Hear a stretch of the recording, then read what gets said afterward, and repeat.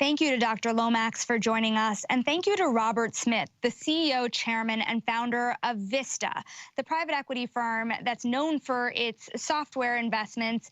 You know, in 2019, it was groundbreaking when you, Robert, had made a commitment to more than 400 students at Morehouse and told them that their debt would be forgiven. Now, I've been told that you keep up with many of those students 2 years later. What are they telling you in terms of how this commitment has been helping them in their careers? Yeah, a number of things. And so thank you for inviting me and Dr. Lomax on today.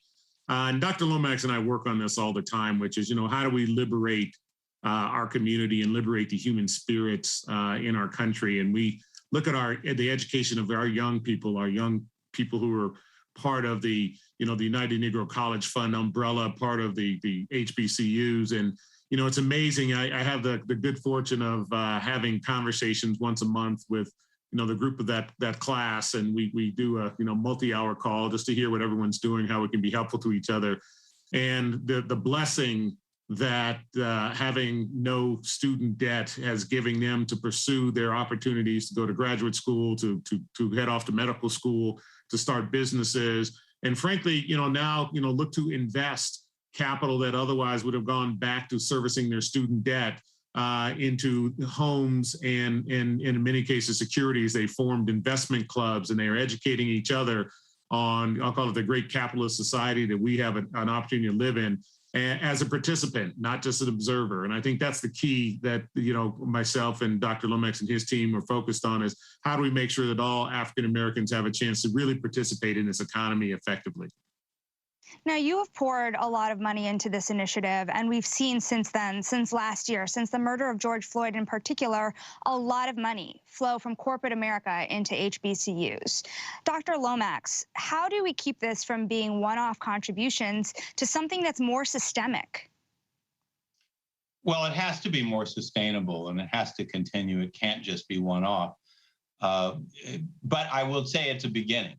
And that beginning is very important. Last year, by our best estimates, over $500 million in gifts were made to private and public historically Black colleges. That's a kind of capital investment which we've never seen before. One generous donor was responsible for a great deal of that, Mackenzie Scott. And I hope she's really setting a new standard for the way this is going to happen, because the resources that she has given to HBCUs have been that capital that they've gone without for so many decades. It's a beginning point. Also, the federal government made extraordinary investments in HBCUs and minority-serving institutions, and really enabled them to withstand the real challenges of the COVID pandemic, of loss of enrollment, of shutting down. So last year, which we thought would be perhaps the beginning of the end for HBCUs, I hope, is a new beginning for HBCUs. Speaking of these commitments also and the effort to create systemic change, Robert, you have grown up in an industry that has not been very diverse at all and is now grappling with not just hiring, but retaining and promoting Black talent within their own ranks. The numbers just do not match up to what we're seeing in society yet, in an industry where they are serving a lot of society, and there are disparities in the way that they serve society as well. So what have you learned, and what can change most meaningfully in the way that corporations are hiring from HBCUs, but also creating the opportunity for these students to succeed? Sure. I think, as we unpack that, there's just a number of, call it systemic issues that need to be addressed. When I think about the industry that I'm in, there's the financial services industry, there's technology, there's asset management, all of which are woefully underrepresented by African Americans, people of color, and often women. And it's critical that we actually go in and reconstruct new paradigms of opportunity for these groups. For us, for instance, in my company, we focus and we call it a conscious inclusion paradigm, So, and we, from the board level to the C-suite down to entry level. And now I'm proud to even say, 69% of our boards have at least one female member, 85% have at least one person of color. And, that doesn't happen until you just actively decide that this is the right and appropriate thing to do, and put incentives at the board level, at the C-suite level, et cetera. So it's critically important that you build the infrastructure. When you talk about hiring, and this is one of the challenges that African Americans have faced coming out of HBCUs, is ensuring that they get the same salaries, the same opportunity set as other students, and often they have even more debt burden, which was one of the challenges. So one of the things we created was the Intern X platform, and Dr. Lomax and his team have been very effective with us. I think we now have over 14,000 students who are HBCU students on this platform. And many of now I think we have 170 corporate partners who now are using that as the platform for, evaluation, hiring. We have over 650 learning modules for these students to actually, gain greater insights as to what those companies do, and develop their capacity to be very effective employees as they move into the workforce out of college. So again, you have to think about it in terms of the entire ecosystem, from the time you're coming in school, from internships to when you graduate for your first job, to the teams and the systems for building your career, the mentorships around that, which are things that we focus on as well. Then ultimately, as you think about, supporting the entrepreneurs with capital, and part of that capital has to come, frankly, through, fund managers like myself. And, I look at our U.S. economy, and less than 1% of the assets are managed by people of color, whereas you have 13, 14, 15% of our economy are African-American alone. So those are the sorts of things you have to address at all levels. Again, it's a systemic challenge.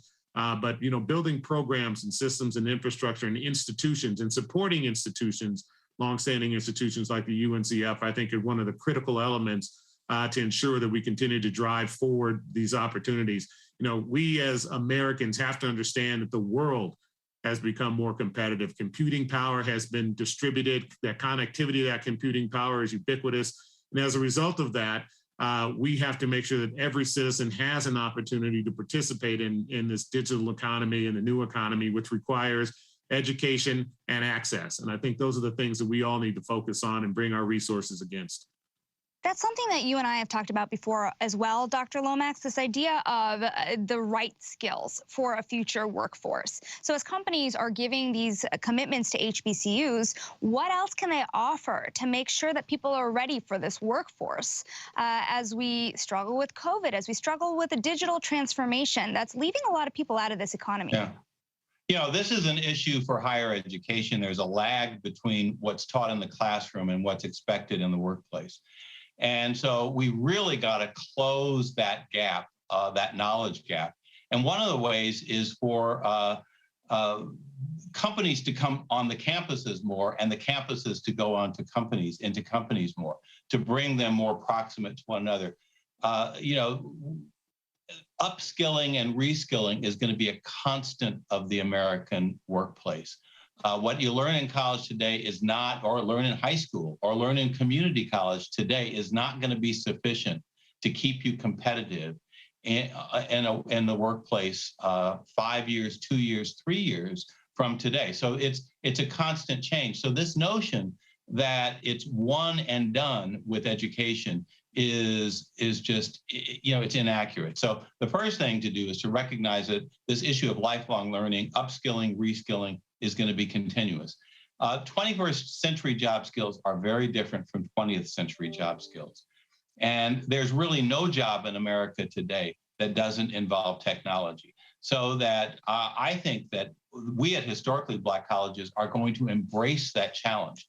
And we're going to say that we're bringing career education, lifelong learning, experiential learning, internships into the curriculum at our institutions, but we're also keeping the doors of our institutions open 24 hours a day, 7 days a week, 365 days out of the year for traditional students and non-traditional students, because our Black colleges are located in communities with high unemployment rates, where there are lots of people who are still employable in terms of their age, but are not employable in terms of their skills. And we can't just disregard them. We have to view them as an opportunity to develop that capital.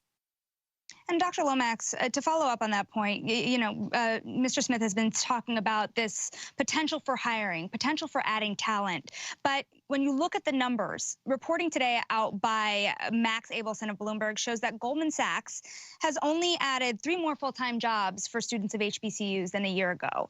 Whereas inside JP Morgan, the numbers actually fell, though the hiring of Black talent has expanded among total campus hiring. So what do you make of these numbers? How do you track the progress that's being made in corporate America when it comes to actually adding talent from these universities that they're investing in? Well, first of all, these companies have got to be as innovative and committed to diverse employment opportunities and finding the talent that they need as they are to anything else they do. This has got to become a business imperative. It's got to be monitored. It's got to have goals, and it's got to push hard to achieve them. I'm going to give them a little slack for last year because a lot of the infrastructure around employment on Black college campuses and on college campuses declined. I sat through and was a judge at Goldman Sachs business competition for Black colleges. And I'm going to tell you, and the CEO of Goldman Sachs was one of the judges as well, I was blown away by the talent that I saw from Spelman College and Morehouse College and Morgan State and North Carolina A&T. And, I think that there's now an awareness, certainly in the financial industry, that the talent is there. It may need some additional refining and opportunities and experience that you get from internships and mentorships, but the talent is there, and there's no excuse for not achieving your goals. Robert, speaking of the talent, it was the mid-90s when you joined Goldman as a tech investment banker and have risen and started your own firm. And now, when you look at the top 500 richest people in the world, you are the only Black American. Why is that? There's a whole host of reasons that we've been addressing here. One is, again, access to education. I had the good fortune of coming from a home where I had 2 parents who were both educators, and they were insistent that myself and my brother and Frankie, the community we lived in, focused on education, and I saw them dedicate their lives and efforts and resources towards that broader goal. And part of that then leads to the next set of, it's great to have education, but if you don't have access to opportunity, and I think, you all know, my first access to opportunity was an internship at Bell Laboratories when I was 17 years old.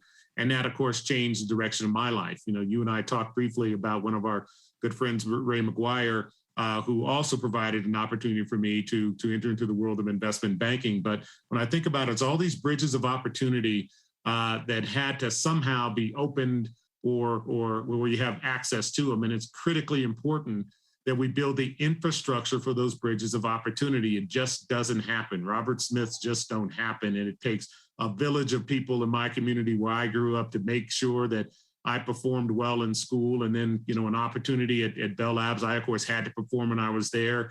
I had to perform when I went to college and to graduate school and then on to Goldman Sachs and other places as a professional.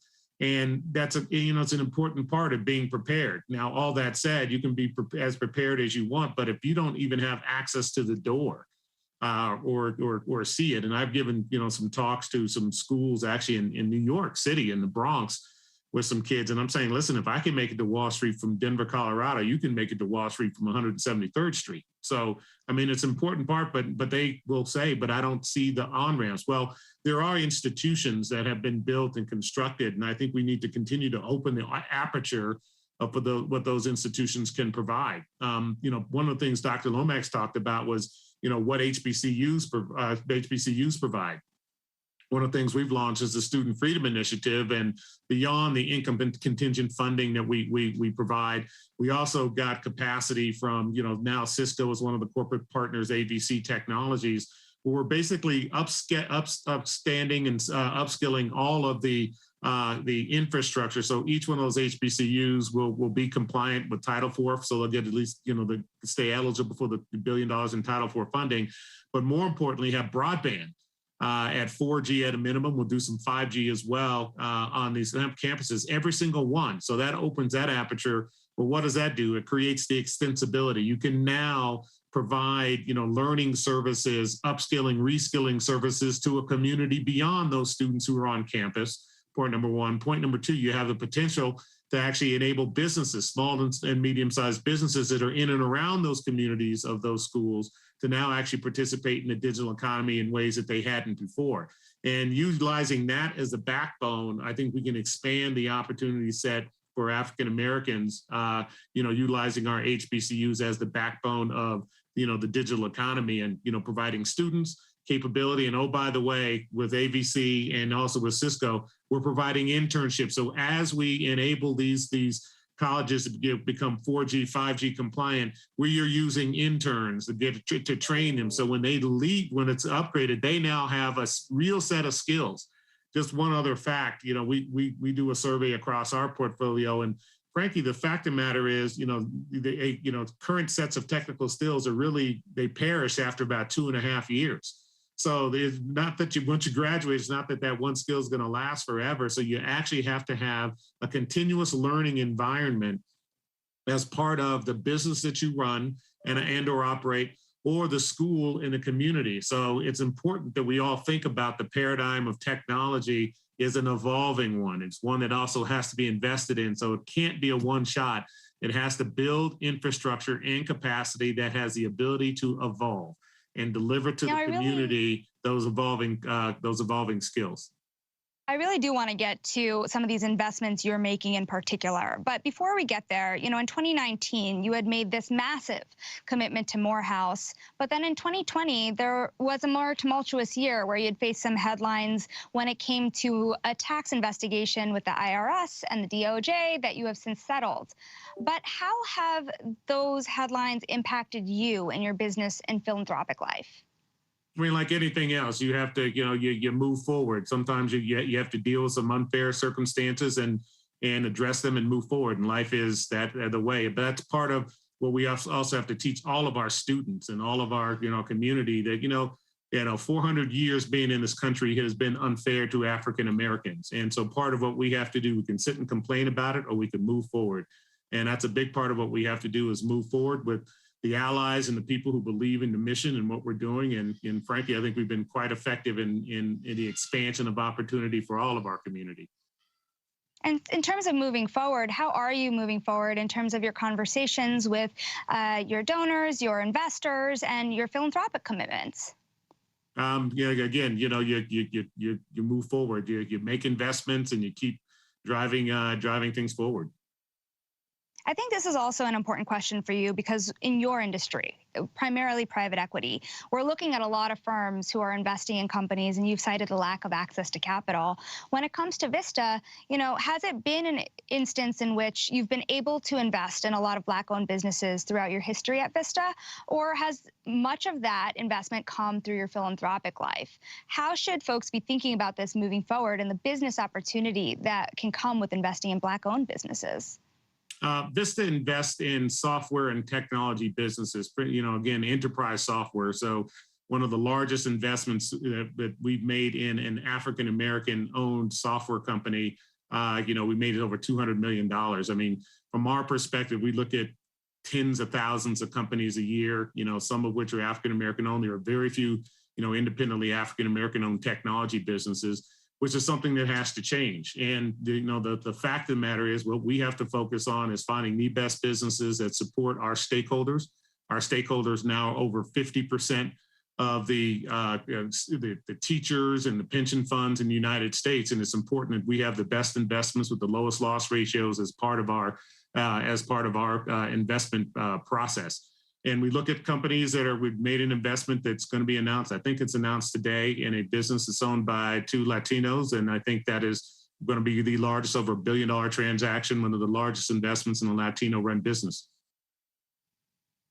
So Dr. Lomax had hinted at this before, and you've written about this with Ursula Burns and Ariel's John Rogers about the responsibility of the Biden administration to do more when it comes to leveling the playing field for Black-owned businesses and Black entrepreneurs more generally. So if you had one main message to send to the administration on what they ought to be doing to level the playing field, what would that be? Who's that question for? Is it? Start that you can take the first stab at that, Dr. Lomax. Well, I'm going to say this about the Biden administration. The Biden administration doors are wider open to historically Black colleges than I have ever seen them in the 50 years that I have been in higher education. And I will tell you, while we do meet with the Secretary of Education, and we've met with the Secretary of Education, the HBCU community every quarter throughout the last 3 administrations, we meet at the White House with the Biden administration as well. And we know that they're viewing everything they do in domestic policy through an equity lens.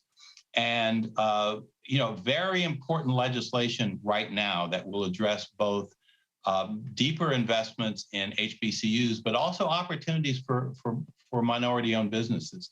And that is the infrastructure work that they're proposing. And there's a big section of that which called Ignite, which will be focused on historically Black colleges and rebuilding old buildings, getting the kind of equipment that's needed to ensure that students are learning with the right equipment and important, as Robert has said, broadband. But I don't think there's an administration in recent memory that has worked more effectively with historically Black colleges, and also, where historically Black colleges are embraced by a bipartisan support in the Congress. So we see this as central to accelerating the improvement, the impact, and the reach and scaling of historically Black colleges. And similarly, Robert, while there's a lot of effort and a lot of money and a lot of progress that is being shown in the last few months, do you have any concerns that that momentum won't be kept up? And if not, then why? I mean, what evidence do you have of a great lasting change? That's a great question. I don't know if I have evidence of a great lasting change. What we have to do is work every day. I am hopeful. One of the things that I'm excited about is that at least in the infrastructure bill, there's $65 billion set aside to expand broadband access, and I'm hopeful that it gets to the right places. I look to places like India, and Mukesh Ambani, a friend of mine, has actually gotten 4G. That's 1.3 billion people now have the capacity. He has about 400 million on his system today. And, if we can get 400 million people up on a system, I'd be surprised why we can't get 42 million Americans who currently don't have access to high-speed broadband internet. And fact of the matter is a disproportionate number of them are Black and Native American and Latino. And to me, there is an opportunity. It's here, it's now, and, but you have to drive and you have to fight for it every single day. If we don't get those communities connected, I think we're going to see an expansion in the disparity of wealth, and an expansion in the disparity of income, and frankly, expansion disparity of opportunity going forward. And we need these folks to be competitive. We need them participating in the digital economy fully, not just tangentially at the edge. And with a minute left, what is your message for corporations? Because as far as participating in the economy, we are still sitting with an unemployment rate that is unequal, and even more so since the crisis. So what is your message to business leaders in their role in equaling the playing field? Yeah, to me, I think it is, multi-dimensional. Part of it is they have to invest in the infrastructures that are existing. We have the Southern Q Communities Initiative that I'm leading with BCG, Rich Lesser there, and also Dan Schumann over at PayPal, and looking to address, a lot of the inequities in broadband, in the access to capital. And part of that initiative as we drive that forward requires local support of the large corporations who are participating in those economies, through their employees or through their consumers.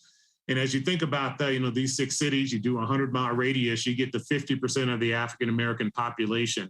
And, we have real partners, real infrastructure that can actually change the entire economic ecosystem in each of those cities for those communities. And so take a hard look at that and put resources, time, energy, people, and dollars against it. And I think we can make a huge difference in the next 2 to 3 to 4 years.